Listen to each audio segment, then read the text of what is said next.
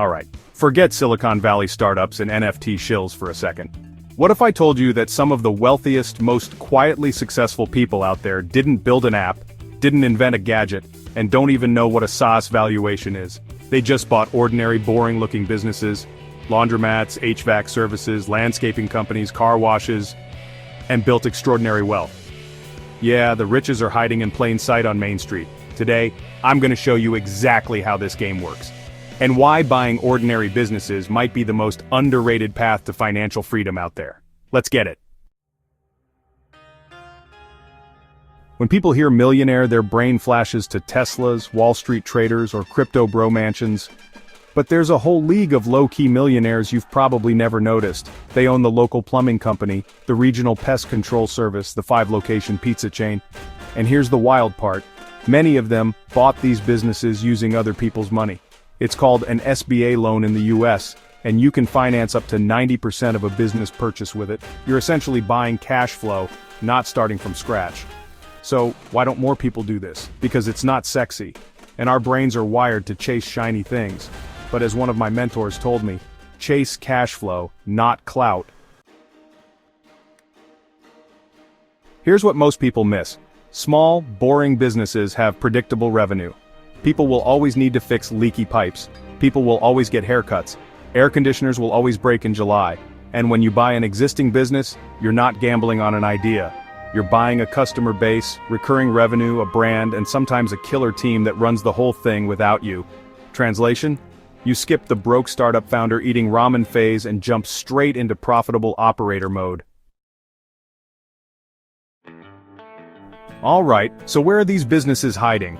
3 main places: bizbuysell.com, think Zillow for small businesses, local business brokers, old school but gold mines for off-market deals, your own network.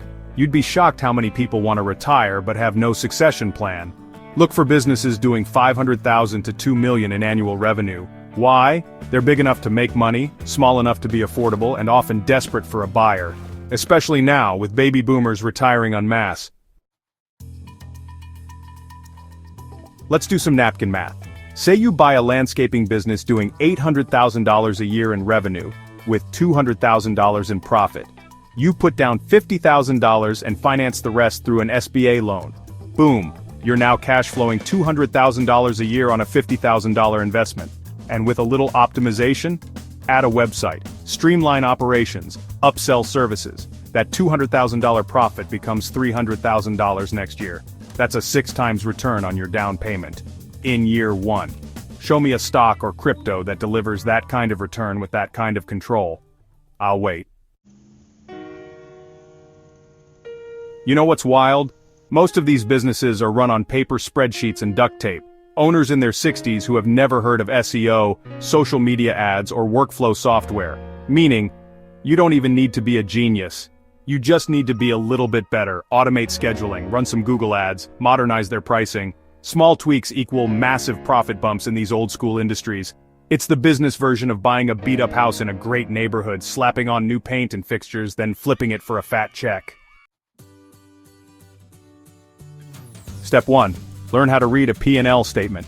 If you can understand how much money a business brings in, what it spends, and what's left over, you're already ahead of 90% of buyers.